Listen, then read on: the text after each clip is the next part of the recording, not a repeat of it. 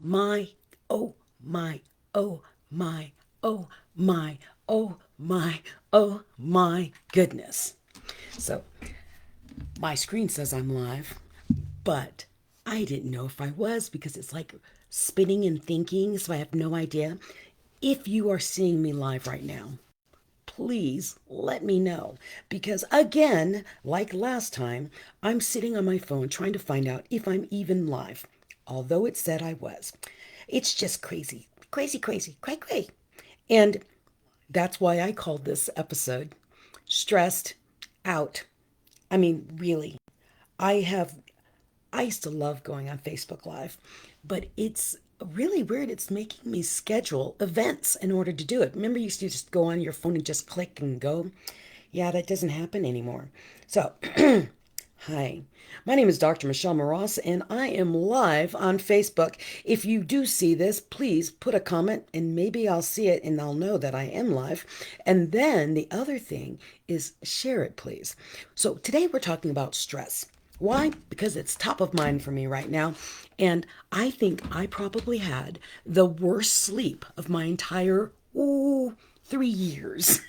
Maybe, okay, maybe not that long, but that had some of the worst sleep I ever had in a long time last night because I was stressed out. And what was happening, and let me know if this happens to you, you get locked in your head with a conversation and then you make an assumption and then it builds onto it and you get bigger and bigger. Next thing you know, you have this huge snowball of more problems than you started with. It's human nature to do that. It's what we do as humans. And the power in it is realizing when you're doing it and pulling yourself back out. My mentor, Dr. Paul Sheely from Sheely Learning, SheelyLearning.com, and from Minneapolis, he had a quote, and I just wrote it down over here. He said, "You have to train the voice in your head to be nurturing and supportive." I've done a hell of a lot of training and gone to a lot of, self development things to help fix that voice in my head. And even with all the training, I'm still human. You still fall into that trap. Do you? Do you find yourself dwelling in something? So let's say you could say, you wake up and something happens and you do, ugh, that's going to ruin my day. And basically, what you do is you project it into the world. You're going to have a bad day. And then as your day goes on, because in your head you're thinking you're going to have a bad day, you start noticing all the bad things. The bad things. So let's say someone's following too close in the car. Oh my gosh, that guy's just right on my back. Boy, just leave me alone. Then he tears around. You look at them, he's driving like a maniac. And so basically, you start seeing everything negative and you start compiling it into your psyche. And what happens is you keep finding more negative because that's what your brain is looking for. You've all heard this analogy. You want to go out and buy a new car. I'm going to buy a cherry red whatever. Cherry red BMW convertible because no one has it. And as soon as you get that car or have settled on that's the car you want, you see it everywhere. Why? Because you're focused on the red BMW convertible. And I wish it worked that way. I'm focusing on a red BMW convertible and it pops up in its mind. No, it doesn't work. You'll just start seeing them everywhere. And it's because where the mind is focused on is where your eyes, everything goes. It just starts appearing. It happens with your attitude. It happens with your expression of stressed out or overwhelmed. The more you focus on what is troubling you, the more you're going to get of it. I didn't say ignore that you have problems. You have to address them, but you don't dwell on them. There's a difference. Last night, my mind started rolling on a problem, and I couldn't get out of it. I had to stop and focus. I'll tell you what I did, basically. because this is how you get out of being stressed out, overwhelmed, or feeling like you're losing control. There's a quote by Byron Katie I always say, and if you follow me, you'll know it as soon as I say her name. Byron Katie. You know it? There's 3 types of business in this world: my business, the other person's business, and God's business. When you're spiraling like I was last night, I was trying to control people and things outside of me. And I was like, why? Why is this happening? Why? Why? It is. I can't control other people and how they react and how they behave. So why do I allow their behavior to upset me? Why do you let other people's behavior upset you? You have to pull it back, because if you allow outside forces to upset you and unrail you, or make you feel overwhelmed and stressed, then you are not in control of you. I was not in control of me last night. So I had to remember Byron Katie's quote, my control, the other person's business, whatever, and God's business. And I had to let it go and let God. And if you're not a religious person, let go and let the universe, let the tree. I don't care what you believe in. Let it go if you can't control it. You can only control your mind, your heart, your actions. And once I got that part in my head, I'm like, it's true. There's nothing I can do. This is me. What can I do? Well, I will not freak out about this anymore and let it go. And realize that people are people. There's that song, people are people, so why should it be? People are people. Let them be who they are. You're already putting your 2 cents and said, what you're doing is not right, or what you said is not right, or whatever you addressed in your head, you said it. Let it go. Because it doesn't matter how much. Actually, I just wrote a chapter in How to Win Friends and Influence People. There's a series that I'm in. And I just wrote my chapter on, it's win-win, basically. When you're in an argument or a disagreement or whatever, what I wrote in the chapter was I likened it to high school, elementary school and high school, schoolyard bullies.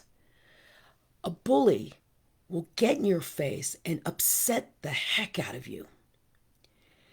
Even though you are right and they are wrong, or they think they are right, of course, and think you're wrong, or they just don't like you, whatever it is, there's no amount of compromise, no amount of arguing, fighting, disagreement, whatever you push back on a bully. You're not going to change their mind. You're wasting your breath, and you probably are going to get hurt. So in that chapter, I was talking about overwhelmed or being overwhelmed and trying to fight to make people agree with you. Doesn't work. So with my situation last night, I had to step back. Remember my Byron Katie quote that I love to say so much. And then I had to go with positive people in my life. And so I sat at a table with people where we laughed and we talked, and they're like, you know what, it's out of our control. We can smile, we can do our best, and then that's it. And we raised each other up because it's out of our control. Remember what I said, what Byron Katie says. Your control, the other person's control, God's control. Or as what Byron Katie said, your business, the other person's business, and God's business. Realize where you are upset and how you can adjust it. So we found, number 1, remember a good quote. 2, get yourself with someone, the most positive person you know, and get with them. Even someone as positive as me had to find other positive people. And they don't have to outrank you in the positive scale, okay? Just someone who can see what's ever going on in your life from a different perspective, someone that you trust. So, positive person. Number three, you got to just de-stress in some way, shape, or form. One of my biggest ways of de-stressing is I love to sing. I also love to dance, but more so, and the easiest way to de-stress is I love to laugh.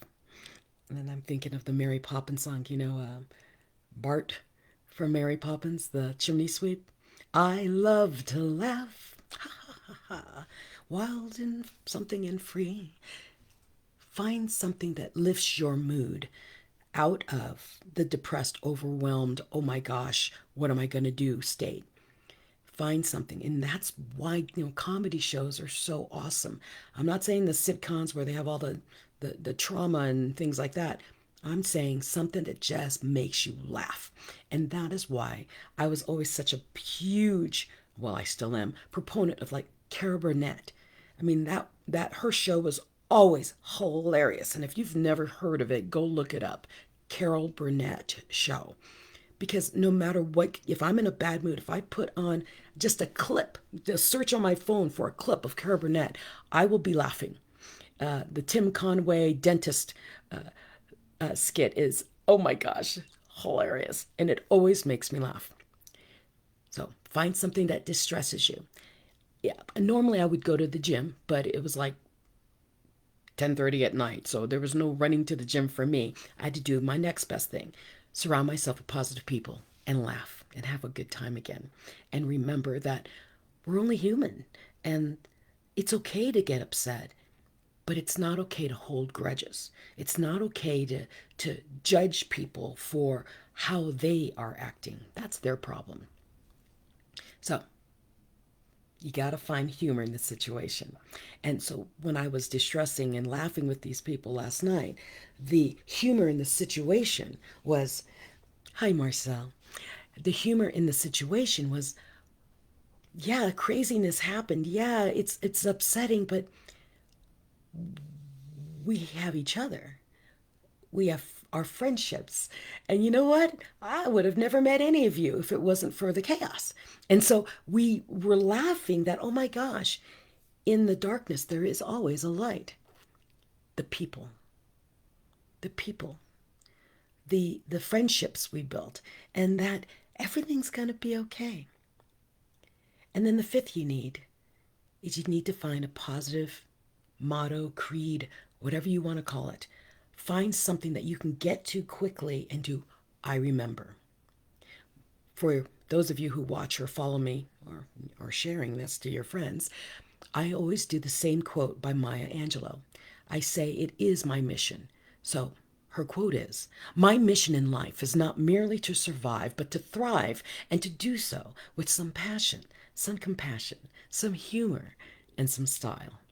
And when I think of that Maya Angelou quote, or I see it on my phone, because I put it on my screensaver, I've got it in one of my screensavers, I remember who I am.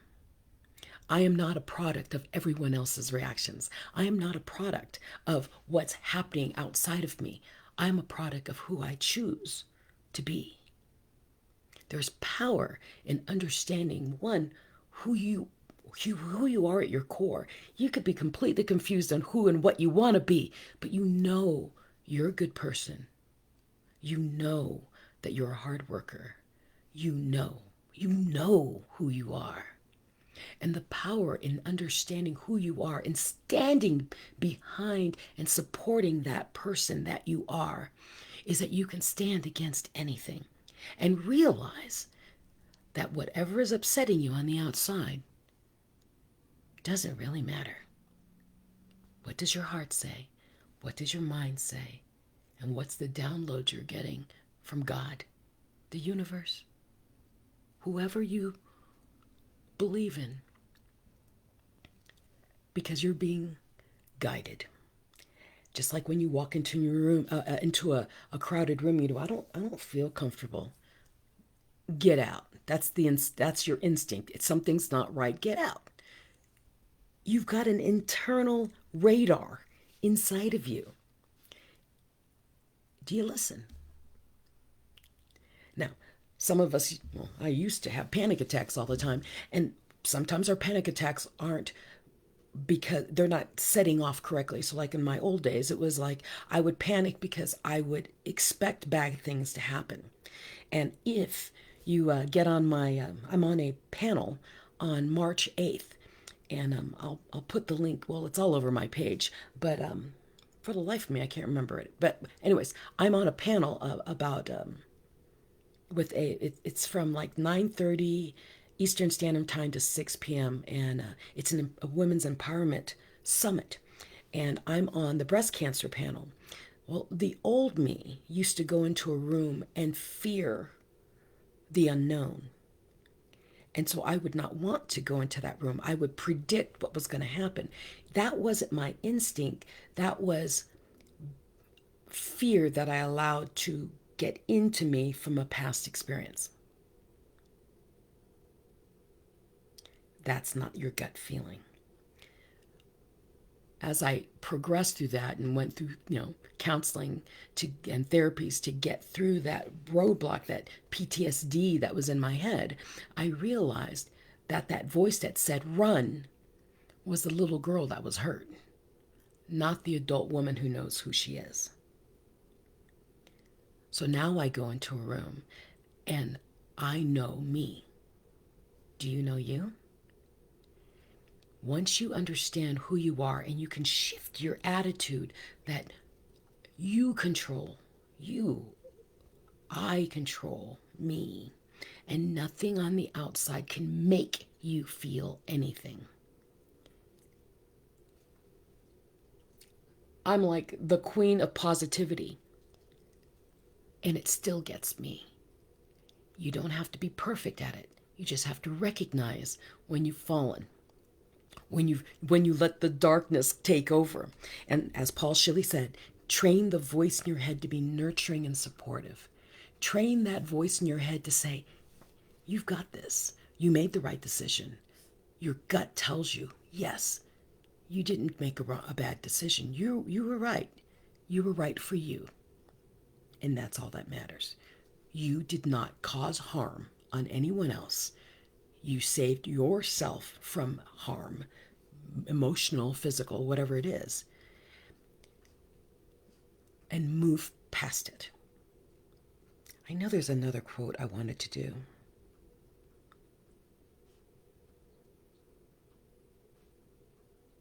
Oh, that's it. Paul Shilley said this too. When in the light, you cast a huge shadow. You must address the dark side. I really like that one. Because when you do, anyways, I digress. Basically, if you're stressed out, 5 things to remember. And why is that doing that? Byron Katie's quote, 3 types of business in this world: mine, the other person's, and God's. Number 2, find yourself a positive person that will get you out of that headset that you're in, that mindset you're in. Number 3, you've got to find a way to distress. If you can walk, work out, laugh with friends, dance, I don't care what you do, but draw, do what de-stresses you. Number 4, you got to find humor in the situation. You've got to find light in whatever you think is dark, because that'll help you get through that also. And then number 5, get a quote, something that uplifts you. Remember, mine's the Maya Angelou quote, that my mission in life is not merely to survive, but to thrive, and to do so with some passion, some compassion, some humor, and some style. If you're watching this, if you are now sharing this with a friend, be sure to join the Live Unapologetic tribe. It's a Facebook group. Just search it. I will approve you or disapprove you, but I will probably approve you, especially if I've seen you on the thread and you've made comments on these videos. Why? Because then I know you're a real person. You're actually listening to whatever I'm saying, and you're not some strange person that's going to get into the Facebook group and start acting crazy. And by the way, I will definitely delete anyone who comes on that page and acts crazy. I do monitor it.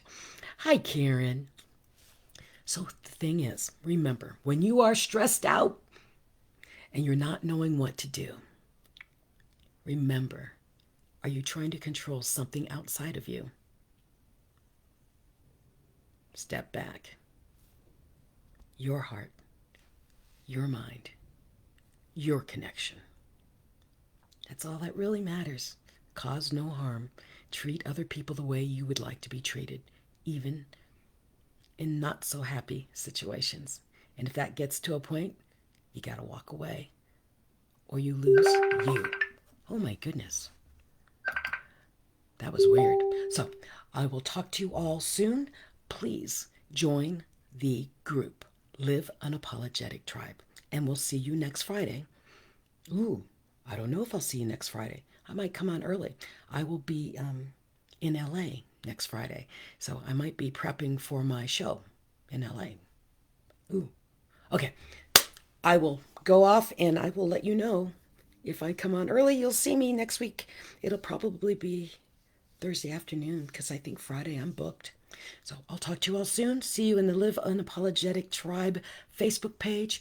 And until then, be the best version of you unapologetically. I'm Dr. Michelle Moroz. Be sure to share, like, pass it on to a friend. Take care, everybody.